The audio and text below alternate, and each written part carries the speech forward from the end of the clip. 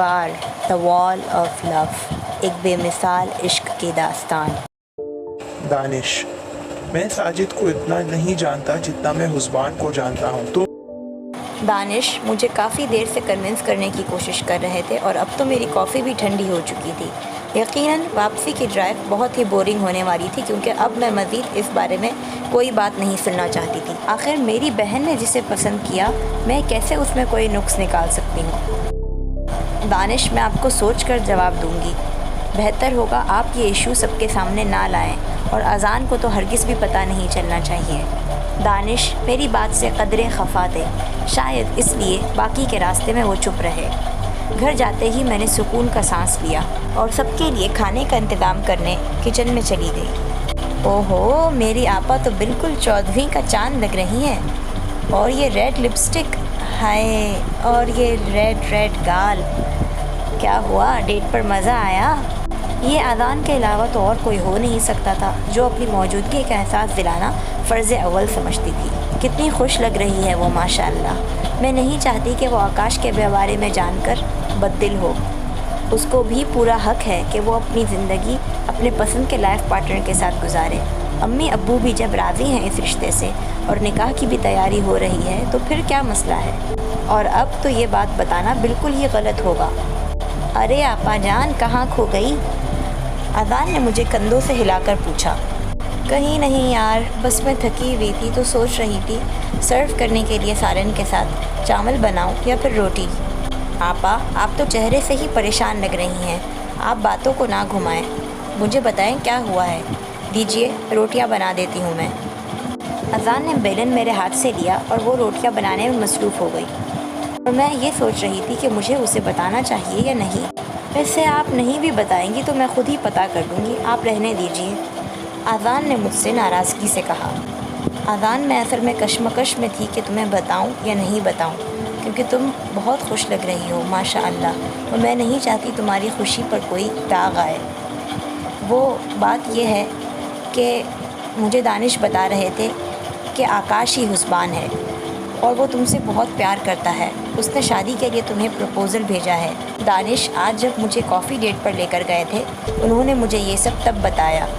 اب تم خود بتاؤ، بہن ہونے کے ناطے یہ سب میں تمہیں کیسے بتاتی؟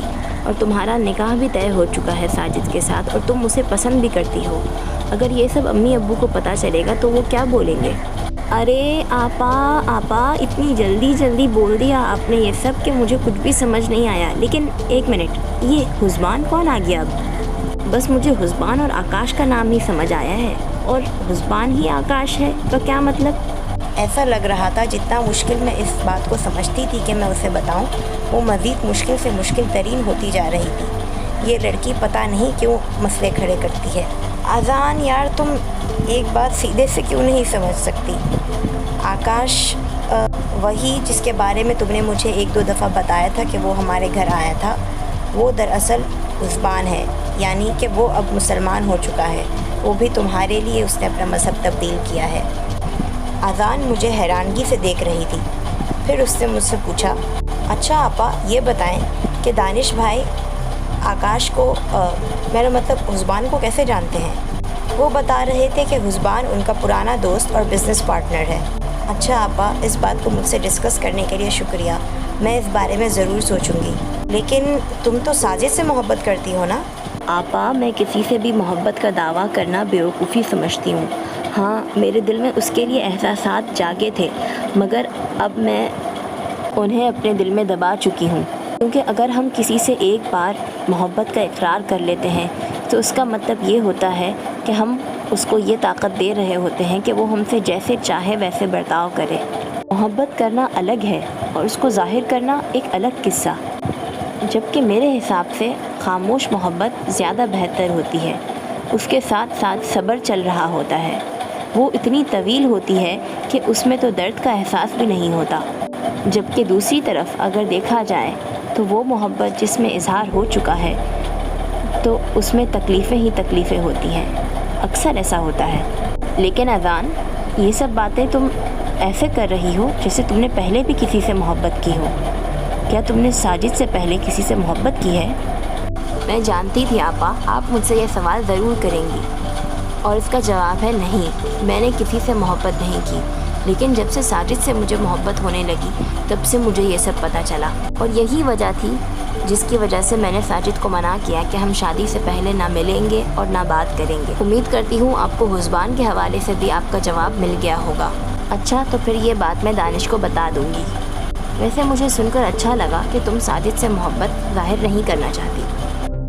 تمہیں بینگلز پسند ہے نا، اسی لیے میں تمہارے لیے لایا ہوں، اسے پہن لینا اور میں تمہیں دیکھ لوں گا۔ ایچ کس نے دیا ہے آپا؟ ایچ نام سے تو صرف میرے ذہن میں حسبان آتا ہے۔